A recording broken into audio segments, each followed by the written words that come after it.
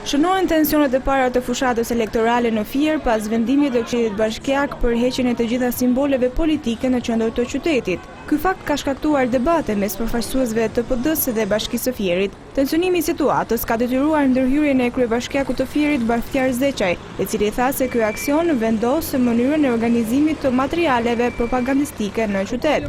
Po ka folur pra me shef? Ka folur ai zotëria me apelimin e tash para 2 minuta. Telefonata fitës pas Sipas Zeçaj, aksioni vjen për të mos krijuar tension mes militantëve dhe për këtë është nënshkruar një marrëveshje mes palëve politike.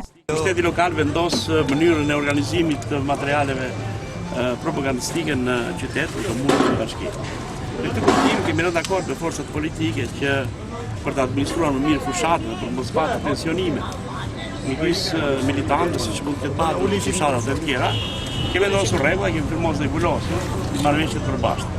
Sipas Zeçaj, simbolet politike do të jenë në dispozicion të mitingjeve të forcave politike në qytet. Do të jenë në dispozicion të mitingjeve të forcave politike dhe atë ditë kush forcë politike do të marrë leje për miting, njëkohësisht do të zbukurojë sipas metodës së vet ose me materialet e vet. Ndërkohë, Admirim Shehu, antari i shtabit elektoral të Partisë Demokratike, tha se urdhri i kryebashkiakut është i njëanshëm pasi duhet të kishte njoftuar 24 orë përpara.